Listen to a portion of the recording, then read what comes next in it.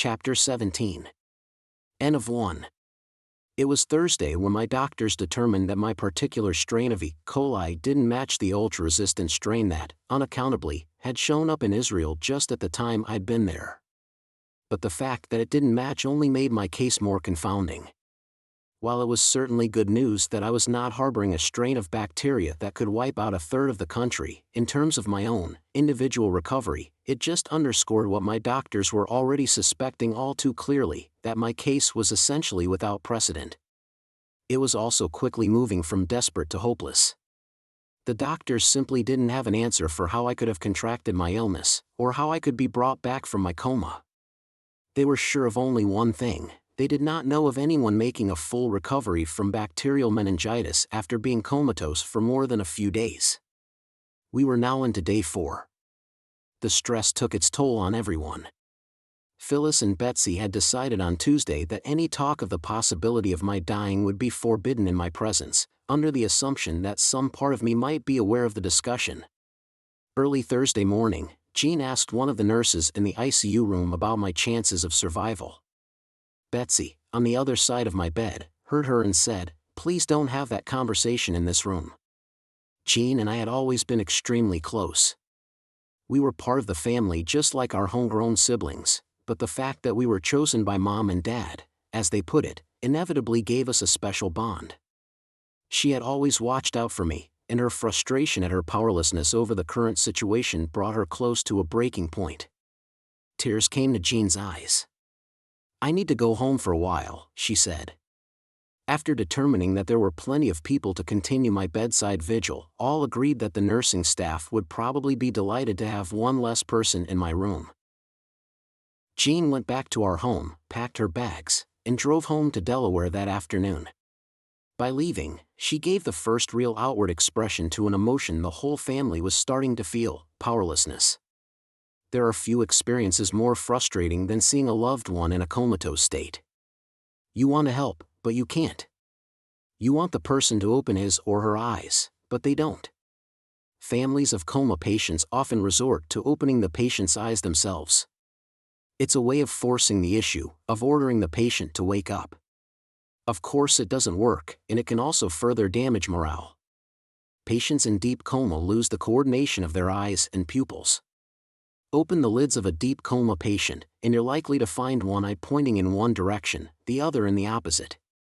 It's an unnerving sight, and it added further to Holly's pain several times that week when she pried my eyelids open and saw, in essence, the askew eyeballs of a corpse. With Jean gone, things really started to fray. Phyllis now began to exhibit a behavior I'd also seen countless times among patients' family members in my own practice. She started to become frustrated with my doctors. "Why aren't they giving us more information?" she asked Betsy, outraged. "I swear, if Eben were here, he would tell us what's really going on." The fact was that my doctors were doing absolutely everything they could do for me.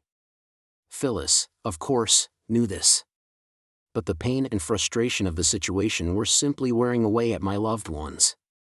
On Tuesday, Holly had called Dr. Jay Loeffler, my former partner in developing the stereotactic radiosurgery program at the Brigham and Women's Hospital in Boston. Jay was then the chairman of radiation oncology at Massachusetts General Hospital, and Holly figured he'd be in as good a position as anyone to give her some answers. As Holly described my situation, Jay assumed she must have been getting the details of my case wrong. What she was describing to him was, he knew, essentially impossible. But once Holly finally had him convinced that I really was in a coma caused by a rare case of E. coli bacterial meningitis that no one could explain the origins of, he got started calling infectious disease experts around the country. No one he spoke to had heard of a case like mine. Going over the medical literature back to 1991, he couldn't find a single case of E. coli meningitis in an adult who hadn't recently been through a neurosurgical procedure. From Tuesday on, Jay called at least once a day to get an update from Phyllis or Holly and give them feedback on what his investigations had revealed. Steve Tatter, another good friend and neurosurgeon, likewise provided daily calls offering advice and comfort. But day after day, the only revelation was that my situation was the first of its kind in medical history. Spontaneous E. coli bacterial meningitis is rare in adults. Less than 1 in 10 million of the world's population contracts it annually. And, like all varieties of gram-negative bacterial meningitis, it's highly aggressive.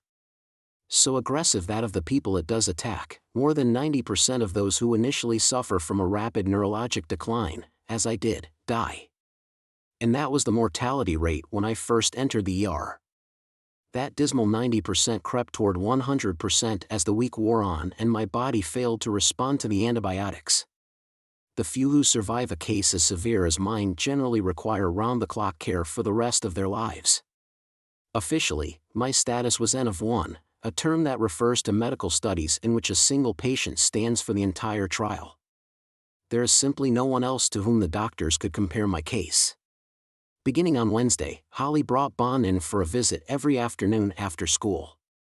But by Friday she was starting to wonder if these visits were doing more harm than good. At times, early in the week, I would move. My body would thrash around wildly. A nurse would rub my head and give me more sedation, and eventually I'd become quiet again. This was confusing and painful for my 10-year-old son to watch. It was bad enough that he was looking at a body that no longer resembled his father, but also seeing that body make mechanical movements that he didn't recognize as mine was particularly challenging.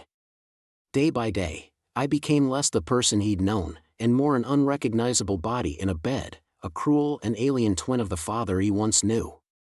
By the end of the week these occasional bursts of motor activity had all but ceased. I needed no more sedation, because movement, even the dead, automatic kind initiated by the most primitive reflex loops of my lower brainstem and spinal cord, had dwindled almost to nil. More family members and friends were calling, asking if they should come. By Thursday, it had been decided that they shouldn't. There was already too much commotion in my ICU room. The nurses suggested strongly that my brain needed rest, the quieter, the better. There was also a noticeable change in the tone of these phone calls. They too were shifting subtly from the hopeful to the hopeless. At times, looking around, Holly felt like she had lost me already. On Thursday afternoon, Michael Sullivan got a knock on his door. It was his secretary at St. John's Episcopal Church. "The hospital is on the line," she said. "One of the nurses taking care of Eben needs to speak with you. She says it's urgent." Michael picked up the phone. "Michael," the nurse told him, "you need to come right away. Eben is dying." As a pastor, Michael had been in this situation before. Pastors see death and the wreckage it leaves behind almost as often as doctors do. Still, Michael was shocked to hear the actual word dying said in reference to me. He called his wife, Paige, and asked her to pray, both for me, and for the strength on his part to rise to the occasion. Then he drove through the cold steady rain to the hospital, struggling to see through the tears filling his eyes. When he got to my room the scene was much the same as it had been the last time he had visited. Phyllis was sitting by my side, taking her shift in the vigil of holding my hand that had been going on without a break since her arrival on Monday night. My chest rose and fell 12 times a minute with the ventilator, and the ICU nurse went quietly about her routine, orbiting among the machines that surrounded my bed and noting their readouts. Another nurse came in, and Michael asked if she'd been the one who called his assistant. "No," she replied. "I've been here all morning, and his condition has not changed much from last night. I don't know who called you." By 11, Holly, Mom, Phyllis, and Betsy were all in my room. Michael suggested a prayer. Everyone, including the two nurses, joined hands around the bed, and Michael made one more heartfelt plea for my return to health. "Lord, bring Eben back to us. I know it's in your power." Still, no one knew who had called Michael. But whoever it was, it's a good thing they did. Because the prayers coming to me from the world below, the world I'd started out from, were finally starting to get through.